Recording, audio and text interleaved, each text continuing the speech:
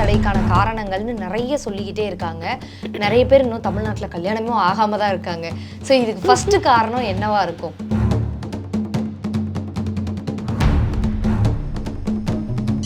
அவங்க நம்ம பரம்பரையை தாங்குறாங்கன்னு தான் முதல்ல குலதெய்வத்தை இன்வைட் பண்ணுவோம். ஆமா. அப்ப இது எதுவுமே செய்யாம நீ அதுக்கு முன்னாடியே எல்லாத்தையும் முடிச்சுட்டு அரைக்குறையா ஒரு எப்படி சொல்றது ஒரு பத்திரிக்கை அடிச்சு அது மேல ஒரு நம்பிக்கையே இல்லாத ஒரு வாழ்க்கையை நீ வாழ்ந்துட்டு இது பண்ணிட்டு இருக்கேன்னா அந்த சாபத்திலேயே உனக்கு கண்ணி கழிஞ்சாலும் குழந்தைங்கள் கிடைக்காது.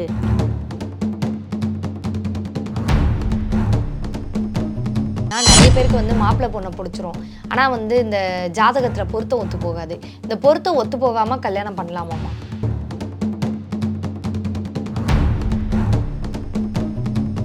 சாப நிவர்த்திக்கான பிரச்சனையை நான் சொல்லிட்டேன்.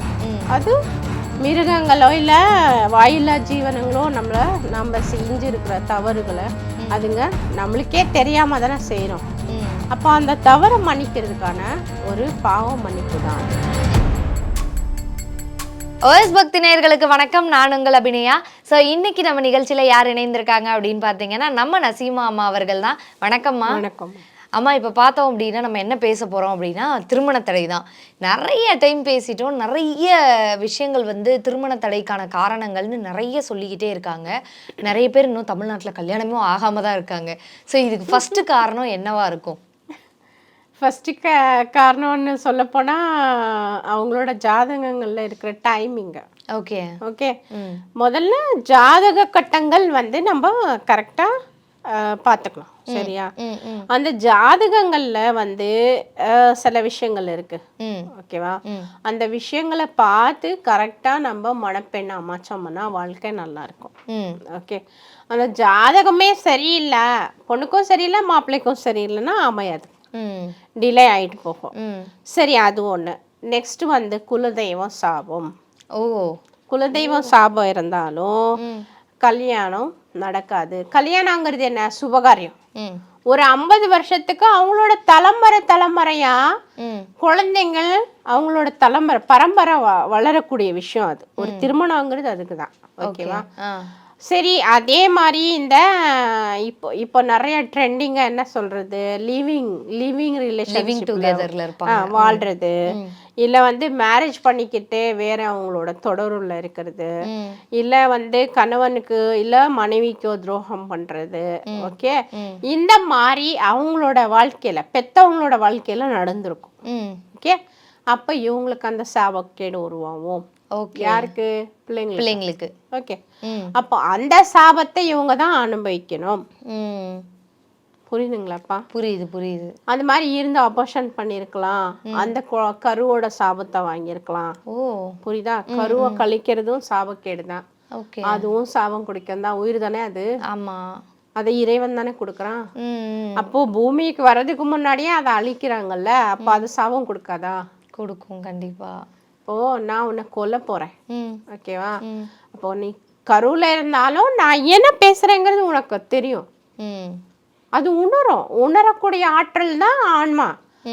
ஆன்மா தான் நம்ம வயிற்றுல வந்து கருவா உருவாகுது, ஒரு மனிதனா உருவெடுக்குது. ஆமா. அப்போ அதை கொல்ல போறானா அது சாபிக்கும். என்னன்னா என்ன நீ தகாத முறையில உருவாக்கிட்ட, நீனா தான் உருவாக்கிட்ட, நான் வரல. அப்போ உருவாகாம இருந்திருக்கணும். சரியா? உருவாக்கி கலைக்கும் போது அது சபிக்கும். என்ன சபிக்கும்?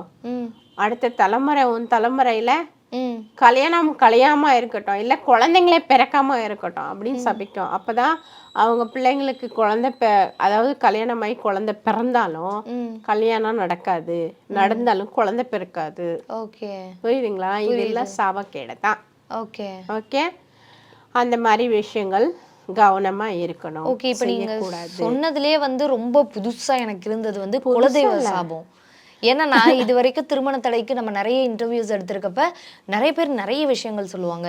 அதுல குலதெய்வ சாபம் அப்படின்றது அதுக்கே வரேன்.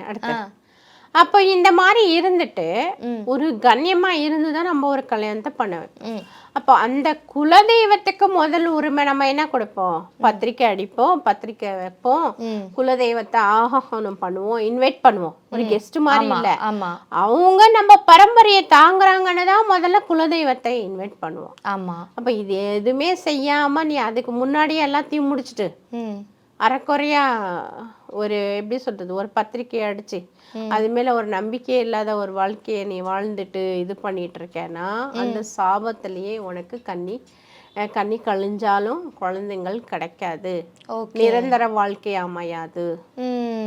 எல்லாருக்குமே லவர்ஸ் இருப்பாங்க, புரியுதா? லவர்ஸ் இல்லாம இருக்க மாட்டாங்க. அந்த மாதிரி நடக்கிற விஷயங்கள்ல இந்த மாதிரி சாபக்கேடுகள் உருவாகும். ஓகே, புரியுதுங்களா? சரி, அதை தவிர்த்து நிறைய சாபங்கள் இருக்கு. என்னன்னா பெண்களுக்காகிற ஒரு தீட்டு முறை. இப்ப எல்லாமே பேட் யூஸ் பண்றாங்க. அந்த பேடு டஸ்ட்பின்ல போடுறாங்களோ எங்கே போடுறாங்களோ தெரியாது. அது மேல வந்து அதாவது இறைவன் படைச்சிருக்கிற ஜீவராசிகள் ஏதோ நடமாடி நம்மளை சபிக்கும். ஓகே ஓகே, அது கருப்பை பிரச்சனைகள் உருவாக்கும். இல்ல கல்யாணம் கண்ணி கலையாம போகட்டும் அப்படிங்கிற சாபங்களும் அது விடும். அப்போ பெண்களுக்கு இந்த சாபங்கள் எல்லாம் உருவாகும். மிருக சாபம், வாயில்லாத ஜீவன்கள் சாபம் உருவாகும். அப்ப என்ன பண்ணணும்? எப்படிமா இந்த பேடை டிஸ்போஸ் பண்றது? ஓகே, அது வாஷ் பண்ணுங்க. ஓகே, வாஷ் பண்ணி நல்லா ஒரு கவர்ல போட்டு பேக் பண்ணி டிஸ்போஸ் பண்ணுங்க. ஓகே, அப்போ அந்த பிளட் இல்லாம இருக்கும். என்னாகும்? உங்களோட பிரச்சனைகள் கிளியர் ஆயிடும். இல்ல நல்லா கட்டி வச்சு அதை காய வச்சு அப்படி எரிச்சிருங்க. சாம்பலாக கரைக்கும் போது அது ஒரு செடிக்கு உரமாக போயிடும். அதுலேருந்து எந்த ஒரு மிருகமும் கஷ்டப்படாது, வேஸ்ட்டும் ஆகாது. புரியுதுங்களா? புரியுது. இந்த அளவுக்கு யார் டைம் எடுத்து செய்கிறா? யாரும் கிடையாது. ஓகே, அப்போ அதுலேயும் பிரச்சனைகள் நம்ம வாங்கிக்கிறோம். புரியுதுங்களா? புரியுது. அதே மாதிரி மூதாதையர்கள் சாபம், இல்லை வேற யாராச்சும் நம்மளுக்கு அத்தை மாமா அக்கா தங்கச்சி அவங்களோட சொத்து பிரிக்கிறதுலையோ இல்லை பங்கு கொடுக்கறதுலையோ அவங்க கொடுத்துருக்குற சாபம். உன் தலைமுறையே உருவாகக்கூடாது, உன் பையனுக்கு பொண்ணே அமையக்கூடாது. புரியுதா? அப்படி சமைச்சிருப்பாங்க.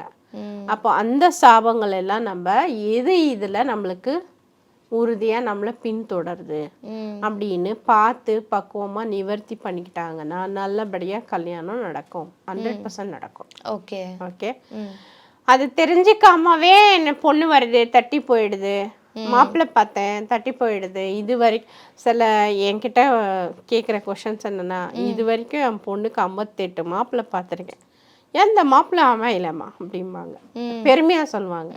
பட் ஏன் தட்டி போச்சு அப்படிங்கிற காரணத்தை உணர மாட்டாங்க. ஓகே, அப்போ அது எதுக்கு காரணம் என்ன, இவங்களுக்கு தட்டி போகுது பார்த்து அதை சரி பண்ணி கொடுத்தோம்னா 100% மேரேஜ் நடக்கும். ஓகே, சரி, சிறு சிறு முறையில் நாங்களே வந்து எப்படிமா இதை சரி பண்ணிக்கலாம் அப்படின்னா, முதல்ல எப்படி சொல்றதுன்னா புதன்கிழமை செவ்வாய்க்கிழமையே பச்சரிசி வாங்கணும், ஊரை போட்டு வச்சிடணும் தண்ணியில். அதில் ஒரு அச்சு வெல்லம், காலையில் அந்த அரிசியை வடித்து எடுத்துக்கிட்டு அச்சு வெல்லத்தை இடித்து போட்டு, வெல்லம் எந்த வெல்லமாக இருந்தாலும் சரி, வெல்லத்தை அதில் இடித்து போட்டு மிக்ஸ் பண்ணிக்கிட்டு, ஆலமரமும் வேப்ப மரமும் இருக்கும், அரச மரமும் வேப்ப மரமும் சாரி ஓகே, இது ரெண்டும் வச்சுருப்பாங்க இல்லையா, அங்கே போயிட்டு இவங்க நவகிரகம் முதல்ல சுற்றி வரணும். ஓகே, நவகிரகம் சுற்றி முடிச்சுட்டு சூரியன் விடியறதுக்கு முன்னாடியே இந்த பச்சரிசி வெல்லத்தை அந்த மரத்துக்கீழே என்ன பண்ணணும், சுற்றிலும் போட்டுட்டு வந்துடும். ஓகே ஓகே, அப்படி போட்டுட்டு வரும்போது இந்த ஜீவராசிகள் எதுவாகியும் இந்த மாதிரி சபிச்சிருந்தா அந்த உணவை ஏற்றுக்கிட்டு அந்த சாபத்தை மன்னிக்கும். ஓகே, திருமணம் நடக்கும். இப்போ ஏதாவது கோயில்களுக்கு போனோம் அப்படின்னா தாராளமாக போகலாம். என்ன கோயில்களுக்கு போகலாமா? நிறைய கோயில்கள் இருக்குப்பா, அது கால் பண்ணி கேட்டால் சொல்கிறேன். திருமணம் ஆகிறதுக்கான கோயில்கள் இல்லை திருமணம் ஆகிறதுக்கான வழிபாடு முறைகள் என்ன செய்யணும் அப்படின்னா நான் சொல்கிறேன். ஓகேவா?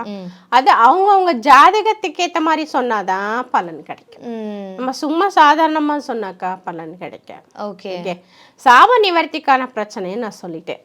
அது மிருகங்களோ இல்லை வாயில்லா ஜீவனங்களோ நம்ம செஞ்சிருக்கிற தவறுகளை அதுங்க நம்மளுக்கே தெரியாம தானே செய்கிறோம்.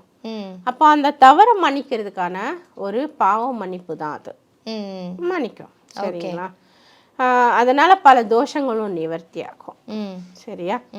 அதே மாதிரி மஞ்சள் வாங்கி அரைச்சி கோயிலுக்கு கொடுக்கறது நல்லது. கன்னி பெண்கள் கல்யாணம் ஆகணும் அப்படின்னா மஞ்சளை வாங்கி அவங்க கைகளால அம்மியில அரைச்சி அதை கோயிலுக்கு எடுத்துட்டு போய் பிரசாதமா கொடுக்கணும். ஓகே, அதை வாங்கி வச்சு அர்ச்சனை பண்ணியோ இல்லை ஒரு பூஜை பண்ணியோ கொடுப்பாங்க. அது நல்ல விஷயமா இருக்கும். சரிங்களா? அது இல்லை அப்படின்னா சுமங்கலிகளுக்கு பூவும் மஞ்சளும் குங்குமமோ வாங்கி கொடுக்கலாம். அவங்க கைகளால் வாங்கி கொடுக்கலாம். அது நல்ல விஷயமா இருக்கும். அது ஒரு பரிகார முறை தான். அதுவும் கல்யாணம் நடக்கிறதுக்கான முறை. சரியா? வெண்பொங்கல், அதாவது சக்கரை பொங்கல் ஆக்கி பசுமாட்டுக்களுக்கு அவங்க கைகளால் ஆணாகட்டும் பெண்ணாகட்டும் உணவாக கொடுத்தாங்கன்னா அவங்களுக்கும் கல்யாண தடை நீங்கும், கல்யாணம் நடக்கும். இது எல்லாமே பரிகார முறை செய்யலாம். சரிங்களா? ஓகேம்மா. இப்போ பார்த்தோம் அப்படின்னா நிறைய பேருக்கு வந்து மாப்பிள்ளை பொண்ணை பிடிச்சிரும். ஆனால் வந்து இந்த ஜாதகத்தில் பொருத்தம் ஒத்து போகாது. இந்த பொருத்தம் ஒத்து போகாமல் கல்யாணம் பண்ணலாமாம்மா? பண்ணக்கூடாது. எத்தனை பொருத்தம் இருக்கணும்மா? மேக்ஸிமம் 8 பொருத்தம். எல்லாமே 11 பொருத்தம் 10 பொருத்தம் இருக்குன்னு சொல்லுவாங்க. ஓகே, மேக்ஸிமம் வந்து 5 பொருத்தம் 6 பொருத்தம். லவ் பண்ணுறவங்களுக்கு எல்லாம் பொருத்தம் நிறைய பார்க்க மாட்டாங்க, ஜாதகத்தையும் பார்க்க மாட்டாங்க. மனசு ஒத்து போய் வாழ்வாங்களா இல்லையா? ஓகே, நிறைய ஜாதகங்களை பார்த்து திருமணம் முடிச்சிருக்கிறவங்களுக்கே வந்து என்னாயிடும், டைவர்ஸ் ஆகிடும். ஓகே, அப்போது அந்த மாதிரி ஆகுதுனாக்கா இந்த மாதிரி ஏதோ ஒரு சாபக்கேடுகளை காரணமாக இருக்கும். ஓகே, சரி. கல்யாணம் ஆகி பிரிஞ்சு வாழ்றாங்கன்னா இந்த மாதிரி ஏதோ தெரியாத சாபத்தினால கல்யாணம் நடந்துட்டு இருக்கோம், அவங்க பிரிஞ்சிருவாங்க. ஓகே, அதுக்கு என்ன காரணம்? எதுக்காக? சாபமா இல்லை தோஷமா இல்லை நெகட்டிவ் டிவைஸா எதுன்ட்டு பார்த்து சரி பண்ணிக்கிட்டாங்கன்னா வாழ்க்கையில் நல்லபடியாக வாழ்வாங்க. ஓகே, இப்போ வந்து ஒரு கல்யாணம் இந்த மாதிரி சாபத்தினால தடைப்பட்டுருச்சு. இப்போ 2வது கல்யாணம் பண்ண நினைக்கிறாங்கன்னா அவங்களுக்கு என்ன மாதிரியான பரிகாரம்? கல்யாணம் முடிஞ்சிருச்சு அவங்களுக்கு, அதுதான் சொல்கிறேனே, இந்த மாதிரி எதனா பிரச்சனைகள் இருக்கான்னு ஃபஸ்ட்டு பார்க்கணும். இல்லாட்டி அந்த டைவர்ஸ் ஆகி இருக்கிற பொண்ணு வீட்லேயோ இல்லை ஆண் வீட்லேயோ பிளாக் மேஜிக் டிவைடை எடுத்துருக்கலாம் கையில். ஓகே, இவங்களுக்கு அடுத்த திருமணமே நடக்கக்கூடாது ஈகோனால. ஓகே, நம்மளை விட்டு போயிட்டா இனி இவன் நல்லா இருக்கக்கூடாது அப்படின்ற ஒரு ஸ்டெப்பு எடுத்துருவானுங்க. அதுவும் பார்த்துக்கணும். அது பார்த்து சரி பண்ணிக்கிட்டு அடுத்த மேரேஜ் பண்ணாங்கன்னா லைஃப் நல்லா இருக்கும். ஓகே, எப்படிமா கண்டுபிடிக்கிறது? அது கண்டுபிடிக்கிறதுக்கான சஜஷன் நம்ம தான், நம்மகிட்ட தான் வந்தாகணும், வேற ஆப்ஷன் இல்லை. ஓகே, உங்களுக்கு தெரிஞ்சிரும். உங்களுக்கு எப்படி தெரியும்? கண்டிப்பா அது அதான் சொன்னனே, ஏதோ ஒரு பிரசன்னத்து மூலியமா நம்ம சொல்லலாம். இல்லைன்னா அவங்க ஜாதக ரீதியாவே நம்ம பிரசன்னத்தை பார்த்து என்ன பிரச்சனைன்ற சொல்லிடும். அம்மா, இப்போ பார்த்தோம் அப்படின்னா நிறைய பேர் வந்து இந்த பொண்ணு பார்க்க போகிறதுக்கு சில பேர் வந்து நாள் கிழமெல்லாம் பார்த்து அந்த டைமிங்லாம் பார்த்து தான் போவாங்க. பட் இப்போ அடுத்து வரக்கூடிய ஒரு 3-4 மாதம் வந்து இந்த கல்யாண மாதம் அடுத்தடுத்த ஃபங்க்ஷன்ஸ்லாம் வந்துக்கிட்டே இருக்கும்னு சொல்லுவாங்களே, அந்த மாதிரி அடுத்தடுத்த ஃபங்க்ஷன்ஸ்லாம் வர டைம் இல்லையா? இதில் எந்த நாட்களில் வந்து பொண்ணு பார்த்தா மேக்ஸிமம் கிளிக் ஆகிறதுக்கு வாய்ப்பு இருக்குமா? நல்ல கேள்வி. நம்மளுக்கு இறைவன் வந்து 31 நாள் நம்மளுக்கு கொடுத்துருக்கான். ஆமாம். ஓகே, அப்போ அதில் 15 நாட்கள் வளர்ப்பறை, 15 நாட்கள் தேய்ப்பறை. ஆமாம். தேய்பிறையில் என்னென்ன விஷயங்கள் நம்ம கையாளலாம் அப்படின்னாக்கா, தேய்பிறையில் மேக்சிமம் வந்து நம்ம கடனை தீர்க்கலாம். ஓகே ஓகே, ஒரு வீடு கட்டுற விஷயங்கள் இருக்குது, அதை வந்து வேகமாக நம்மளை கிளியர் பண்ணிக்கிட்டா அதை ப்ரிப்பேர் பண்ணுற வேலைகள் பார்க்கலாம். இல்லை வந்து ஒரு எப்படி சொல்கிறது, மற்ற விஷயங்கள் ஒரு வித்தியாசமான நம்மளுக்கு பிரச்சனை கொடுக்கக்கூடிய விஷயங்களை வந்து தேய்பிறைங்களில் நம்ம சால்வ் பண்ணிக்கலாம். ஓகே, கடன் கொடுக்கறது, கடன் வாங்குறது. ஓகே, அதே மாதிரி ஒருத்தருக்காக நம்ம ஏதோ ஒரு விஷயத்துக்காக பேச போகிறோம், அந்த விஷயம் வளரக்கூடாது அப்படின்னு நினச்சா பேசலாம். ஓகேவா? இப்போ எப்படி சொல்றது, இந்த டைவர்ஸ் கேஸுங்கள்ல இருக்குல்ல, தீக்கணும், அப்ளை பண்ணணும். ஓகே, இப்போ ஒரு சொத்து பேப்பர் எனக்கு வரணும். ஓகே, தேய்பிறையில் அப்ளை பண்ணா அது வளராம தெரிஞ்சுக்கிட்டு சீக்கிரம் முடிவடையும். இந்த மாதிரி விஷயங்கள் எல்லாம் இந்த 15 நாட்கள் முயற்சி பண்ணணும். நல்ல காரியங்கள் எப்போ பண்ணணும்?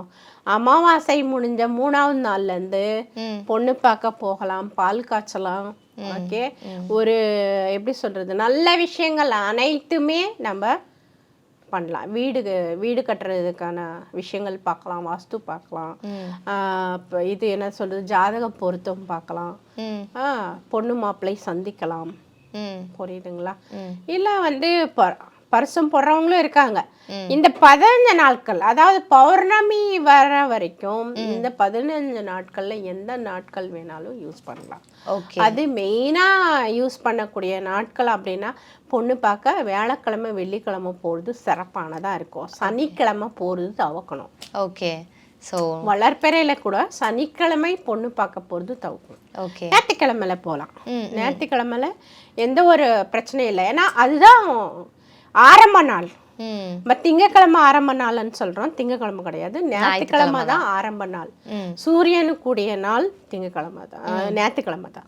அப்ப ஞாயிற்றுக்கிழமை நம்ம தாராளமா பொண்ணு பார்க்க போகலாம். நம்ம ஒரு வீடு இனாக்ரேஷன் பண்ணலாம், இல்லை ஒரு வீடை வந்து நம்ம புதுசாக கட்டுறதுக்கு ட்ரை பண்ணலாம், இல்லை ஒரு விஷயத்த நம்ம பணமா நம்ம வாங்கணும், ஓகேவா, இல்லை ஒரு சேர்க்கணும், இன்வெஸ்ட்மெண்ட் பண்ணணும், அந்த விஷயங்களுக்கெல்லாம் நம்ம ஒரு பிஸ்னஸ் ஸ்டார்ட் பண்ணுறது, புதுசாக ஒரு ஐடியாஸ் கிரியேட் ஆகுது, அதை நம்ம ப்ரொடெக்ட் பண்ணுறது, இல்லை ஒரு கம்பெனி உருவாக்குறது, எதுவாக இருந்தாலும் இந்த 15 நாட்களில் நம்ம பண்ணலாம். அது வளர்ச்சி கொடுக்கக்கூடிய. ஓகே, நம்மளுக்கு இந்த விஷயம் வளரவே கூடாதுன்னு நினச்சா பௌர்ணமிக்கு அடுத்த நாள்லேருந்து பண்ணலாம். ஓகே, சிறப்பானதாக இருக்கும், நல்ல விஷயங்களாக நடக்கும். ஓகே. ஸோ நிறைய விஷயங்கள் வந்து ஒரு திருமண தடைக்கு என்ன காரணங்கள்லாம் இருக்குது அப்படின்றத ரொம்ப தெளிவாகவே சொன்னீங்க. ரொம்ப நன்றி. இந்த நிகழ்ச்சியை பற்றிய உங்கள் கருத்துக்களை கீழிருக்கும் தொலைபேசி எண் மற்றும் மின்னஞ்சலில் தெரிவிக்கலாம்.